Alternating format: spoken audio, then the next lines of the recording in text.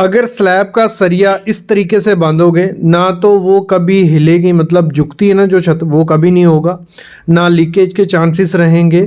और एक स्ट्रॉन्ग छत अगर आपको बनाना है तो ये इस तरीके से आपको सरिया बांधना पड़ेगा। भले 1000 स्क्वायर फीट की स्लैब है, 2000 स्क्वायर फीट की या 500 स्क्वायर फीट की, तो कंप्लीट वीडियो देखो, सब चीज़ें मैं बताने वाला हूँ। बहुत इंपॉर्टेंट वीडियो है जो घर की कंस्ट्रक्शन अपनी कर रहे हैं। तो सबसे पहले जो सामने आप देख रहे हो, तो आपको हमेशा ध्यान देना है जब भी आपका जो भी मेन बार पड़ेगा, अगर हम अल्टरनेट बेंट अप की बात करें या ऐसे मेन बार की बात करें, वो आपका हमेशा शॉर्टर स्पैन में रहेगा। तो इसी स्पैन की अगर हम बात करें, यहाँ ये मार्किंग की जा रही है, देखो होता क्या है, ये शॉर्टर स्पैन पे मार्किंग की जा रही है। यहाँ जो ड्राइंग में मेंशन था 135 के सेंटर से आपको मेन बार प्रोवाइड करना है अल्टरनेट बेंट अप। तो हम ये देखो, ये पहले आप स्पान देख लो, ये लंबा स्पान इस तरफ है और छोटा इस तरफ पड़ता है, मतलब ऐसे लंबा ये है 8 मीटर और ऐसे है ये 4 मीटर में। एक बार आपको साइड से भी दिखा देता हूँ, ये हो गया लंबा, आपको दिख गया कितना बड़ा स्पैन है। बीम के अंदर अंदर देखना, तो इसमें हमें छोटे स्पैन पे मेन बार प्रोवाइड करना है और बड़े स्पैन पे डिस्ट्रीब्यूशन बार। तो हमेशा जब आप मेन बार प्रोवाइड करोगे, मैं दिखाता हूँ क्या कैसे होता है। पहले जो, जैसे मैंने कहा 135 का सेंटर रहेगा, पहले आपको जो सिंपल मेन बार होगा वो आपको प्रोवाइड कर देना है। ये देखो जैसे हमने डाल दिया, ये बीम के अंदर जाएगा, ये देखो सामने दिख रहा है आपको, बीम के अंदर चला गया। और इसमें 135 से ज़्यादा जगह दिख रही होगी आपको, क्यों? क्योंकि जो इसके बीच ऊपर सरिया आएगा वो अल्टरनेट बेंट अप अभी आने वाला है। ये देखो स्पेसिंग कितनी ज़्यादा है, तो यहाँ बीच बीच में अभी अल्टरनेट बेंट अप बार आ जाएगा। वो क्या करेंगे, वो बीम के ऊपर से हमेशा जाता है। और ये ऊपर इसमें सरिया हमने बांध दिया, ये नीचे वाला डिस्ट्रीब्यूशन, फिर इसके ऊपर बेंट अप डाल दिया जाएगा, उसका डिस्ट्रीब्यूशन डाल दिया जाएगा, फिर बेंट अप मार के पूरा डिस्ट्रीब्यूशन इसका हम बांध देते हैं। तो ये प्रोसीजर रहता है। शॉर्टर स्पैन में आपको मेन बार प्रोवाइड करना है और डिस्ट्रीब्यूशन के टाइम आपको बेंट अप डाल के ये सब चीज़ें करनी होती है। सामने आप कवर ब्लॉक देख रहे हो, ये कवर ब्लॉक नहीं है, ये बहुत बड़ी मिस्टेक की गई है। कवर ब्लॉक के नाम पे धब्बा है, स्टोन यूज किया गया है, ये आपको कभी यूज नहीं करना है। कवर ब्लॉक स्लैब में प्रोवाइड किए जाते हैं, ठीक है, लेकिन उसमें किया क्या जाता है, उनका प्रॉपर स्पेसिंग नहीं होता है कवर ब्लॉक का। तो हमेशा आपको 1 स्क्वायर मीटर पे आपके 5 कवर होने ही चाहिए, ये आपको ध्यान देना है। 1 स्क्वायर मीटर पे कितने? 5 कवर। और ये भी देखना है कि कितने mm का कवर आप प्रोवाइड कर रहे हो। अभी स्लैब में हमने 25 mm का कवर प्रोवाइड किया है, तो प्रॉपर 25 mm का कवर होना चाहिए, नहीं तो क्या होगा, स्टील ऊपर हो जाएगा और आपको परेशानी हो सकती है, क्योंकि क्रैक आएंगे। आप सामने देख रहे हो, हमें प्रॉपर उसमें 100 mm मिल रहा है, आपको नहीं दिख रहा होगा, लेकिन नीचे 25 कवर आ गया, ऊपर 25, तो ये हमें प्रॉपर नीचे से मिल रहा है स्लैब से। तो दूसरी चीज़ आपको देखनी होती है एज ए सिविल इंजीनियर, वहाँ पे क्या चेक करना है। मेनली क्या किया जाता है, बहुत बड़ी मिस्टेक की जाती है कि जंक्शन जहाँ आते हैं, हमारे 2 बीम यहाँ मिलते हैं, वहाँ पे जंक्शन रिंग प्रोवाइड नहीं की जाती है। तो ये काफ़ी इफ़ेक्टिव हो सकता है, मतलब आपको जंक्शन रिंग वहाँ प्रोवाइड करनी है। 125 के सेंटर जितना पॉसिबल हो सब, मतलब मास्टर रिंग ही आए, लेकिन आपको वहाँ प्रोवाइड करनी, ये चीज़ आपको ध्यान देनी है कास्टिंग से पहले। ये हो गई हमारी 2 चीज़ें जो आपको ध्यान देनी है। नेक्स्ट चीज़ क्या है हमारी, जो हमारा सामने आप देख रहे हो लैब, मेन जो चीज़ है वहाँ लैब प्रॉपर वे से प्रोवाइड करना है। अगर 50D का है तो 50D होना चाहिए, 40D का है 40D। अगर 50D के हिसाब से देखें, हमारा 10 का सरिया है तो 500 mm हमारा लैप होना चाहिए और ये अल्टरनेट होना चाहिए। और जैसे आप सामने देख रहे हो प्रॉपर 500 mm है, उससे 10-20 mm ज़्यादा ही होगा और अल्टरनेट है, मतलब एक थ्रू आउट सरिया है, बीच में लैप है और एक जगह भी लैप नहीं आना चाहिए। ये भी ध्यान आपको देना है स्लैब में, ठीक है। ये होगी हमारी 3 चीज़ें। नेक्स्ट जो है क्रैंक बार, प्रॉपर वे से क्रैंक बार प्रोवाइड किया गया है कि नहीं किया, ये भी आपको देखना है। अगर ड्राइंग में 30 डिग्री मेंशन किया है तो 30 डिग्री प्रोवाइड करना है। अगर 45 डिग्री का है तो आपको 45 डिग्री वहाँ प्रोवाइड करना है, ये चीज़ भी आपको देखनी है। और देखो इसका रिइंफोर्समेंट का डिटेल भी कैसे है, मतलब एक क्रैंक आएगा, अल्टरनेट क्रैंक, इसमें बेंट अप बार बोल दो, वो प्रोवाइड करने हैं। ये वीडियो आप हमारी थोड़े दिन पहले वीडियो डाल चुका हूँ मैं, इस पर आप देख सकते हो, उस पर आपको अच्छे से समझ आएगा बेंट अप के बारे में। ये हो गई हमारी 3 चीज़ें। नेक्स्ट चीज़ वो जो आपको देखनी है स्पेसिंग, कि स्पेसिंग में कोई गड़बड़ तो नहीं की है, प्रॉपर वे से स्पेसिंग प्रोवाइड की है नहीं की है। और दूसरी चीज़ साथ में ही देख लेनी है आपको बाइंडिंग वायर, कि binding wire single binding wire use किया है, डबल किया है, जहाँ जो भी उसमें बाइंडिंग वायर कही है वो प्रोवाइड की है नहीं की है, ब्लैक अनयील्ड की है जहाँ GI की वायर यूज़ की है नहीं, ये चीज़ भी आपको ध्यान देनी है। ये होगी हमारी 4 चीज़ें। और अगली जो चीज़ है वो काफ़ी इंपॉर्टेंट चीज़ है, अगली है जो आपके कॉलम का रिइंफोर्स है नीचे से आया हुआ, उसमें प्रॉपर वे से मास्टरिंग प्रोवाइड किया है नहीं किया है वो भी आपको देखना है, क्योंकि कास्टिंग के दौरान अगर वर्टिकल बार्स इधर उधर हो गए तो बाद में कवर में दिक्कत आ सकती है आपको। तो इसलिए आपको प्रॉपर वे से मास्टरिंग कर देना है और उसको प्रॉपर वे से देखना है कि उसका सरिया कहीं बीम से बाहर ना हो। ये चीज़ें भी आपको ध्यान रखनी है जब भी आप स्लैब की रिइंफोर्समेंट चेक करो। नेक्स्ट चीज़ जो देखनी है आपको वो देखनी है चेयर प्रॉपर वे से प्रोवाइड की गई है नहीं की है। जहाँ भी चेयर का ज़रूरत है वहाँ आपको चेयर प्रोवाइड करनी है और हर 1 मीटर पे आपकी चेयर होनी चाहिए, ये आपको ध्यान देना है। और जितने डाया का आप स्टील वार यूज़ कर रहे हो उससे 10 गुना मतलब 10 mm ज़्यादा ही आपकी होनी चाहिए। अगर मैं कहूँ अगर हम 10 mm का स्टील यूज़ कर रहे हैं तो उसमें हमारी 12 mm की चेयर होनी चाहिए। 12 mm से छोटा चेयर डाया का चेयर नहीं होना चाहिए, ये चीज़ भी आपको ध्यान देनी है। तो गाइज़ ये बेसिक चीज़ें थी, एक मतलब आपकी विजिट हो गई साइट पे और आपको पता चल गया आपको एज ए साइट इंजीनियर क्या क्या चीज़ें चेक करनी है जब भी आप रेनफोर्स एंड चेक करो। बाकी तो ड्राइंग पे जो मेंशन किया होगा वो तो प्रॉपर वे से होना चाहिए। नेक्स्ट चीज़ जो बेसिक आपको देखना होता है एज ए साइट इंजीनियर वो हो गई। बाकी क्लीनिंग का और बेसिक जो wash out shuttering oil tape वगैरह ये चीज़ें इसमें आपको ध्यान दे देनी है।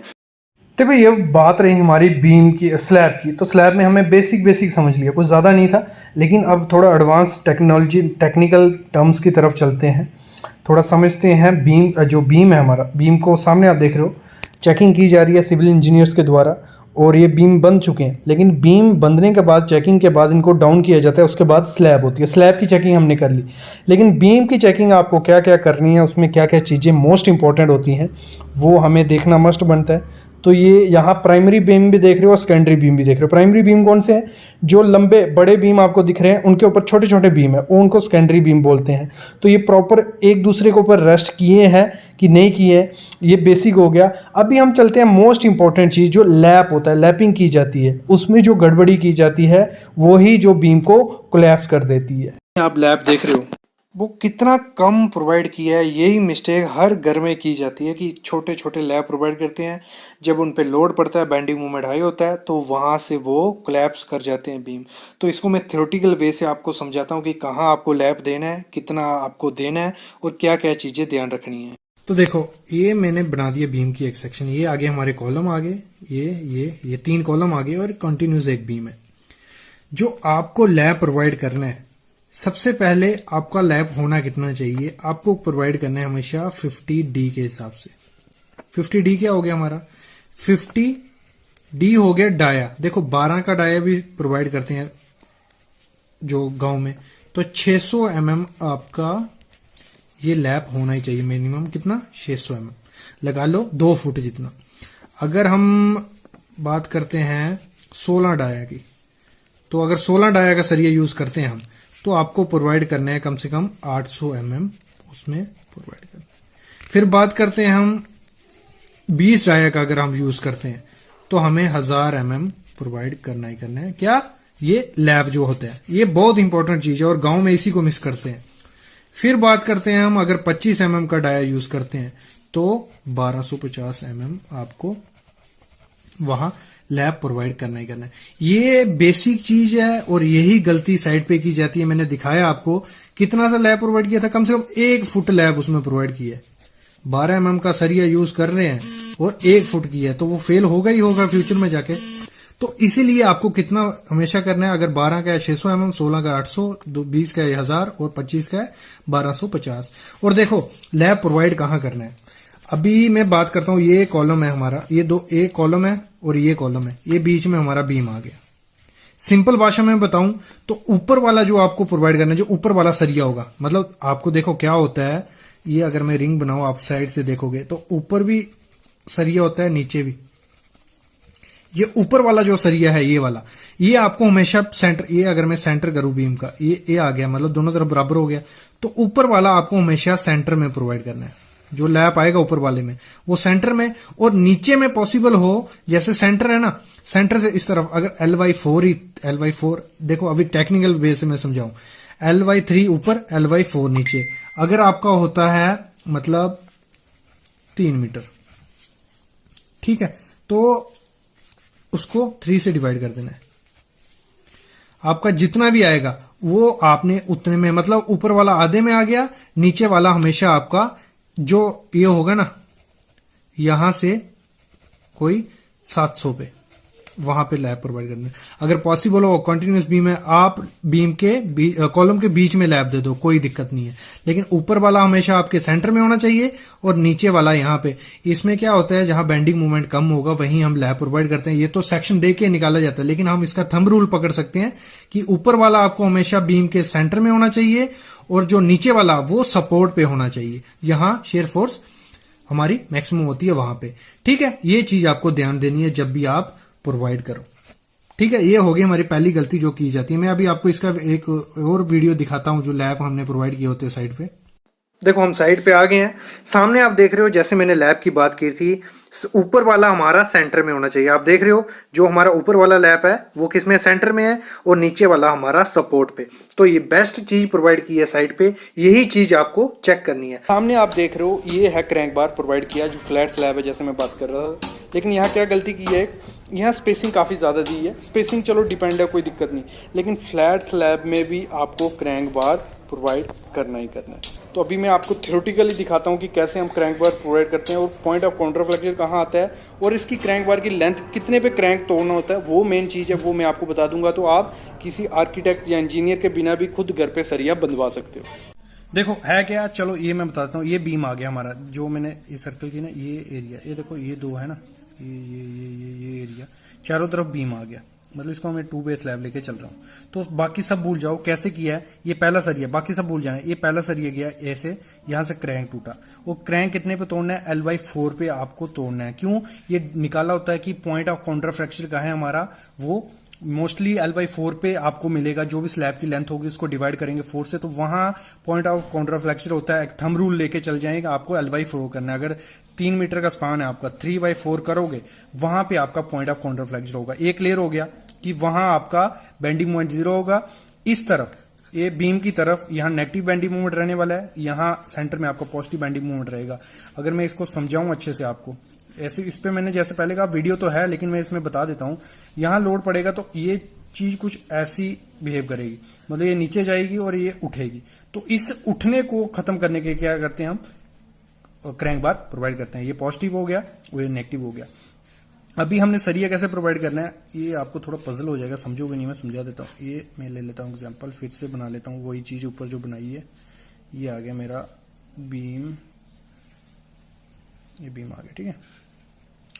ये एक सरिया ऐसे गया, यहां क्रैंक टूटा, ये ऐसे गया, फिर गया और फिर क्रैंक टूटा, क्योंकि यहां भी बीम है। बीम के चारों तरफ जहां सपोर्ट होती है ना, वहां ही ये देखने को मिलता है। जो फेलियर होता है वहां सपोर्ट्स पे ज्यादा होता है। तो ये कहां, ये सपोर्ट ही आ गई ना, ये बीम आ गया, ये बीम आ गया, तो फिर एक हमारा सरिया ऐसे थ्रू आउट जाता है। अल्टरनेट इंडिया में यही पैटर्न है, ये गया, फिर ऐसे प्रोवाइड करेंगे हम, ये यहां से ऐसे, और ये कहां, ये कौन सी लेंथ होगी, L/4, ऐसे ऐसे प्रोवाइड करेंगे। और 2 वे में क्या होता है, 1 वे में सिंपल हो गया, 2 वे में यहां से भी होगा। अभी मैं इसको थोड़ा घुमा के आपको दिखा देता हूं। ये यहां से सरिया आया, यहां से क्रैंक टूटा, ये गया, ये इधर से टूटा, ये गया, ये मतलब बीम के पीछे से टूटेगा, ठीक है, यहां से। फिर ये बीम के यहां से टूटा, एक बीच में छोड़ देंगे, लेकिन फिर भी ये यहां से टूटा। ऐसे पैटर्न होता है, मतलब एक क्रैंक टूटेगा, फिर एक सरिया सीधा जाएगा, फिर क्रैंक टूटेगा, फिर एक सरिया सीधा जाएगा। ऐसे ही हमेशा पैटर्न फॉलो किया जाता है। तो ये था। इसको और समझने के लिए क्या करो, डिस्क्रिप्शन में 3 वीडियो दे रहा हूं, ठीक है, वो वीडियो देखो, उसमें और ज्यादा अच्छे से क्लियर होगा। वो लाइव वीडियो है, साइड पे लेके मैंने बताया है, इसमें भी आपको क्लियर हो गया होगा कि क्रैंक बनाते कैसे हैं, क्यों प्रोवाइड करते हैं, थोड़ा बहुत बेसिक आपको पता चल गया। लेकिन वो 3 वीडियो आपको बताएंगे कि पूरा क्लियर कंसेप्ट क्या है। Thank you guys.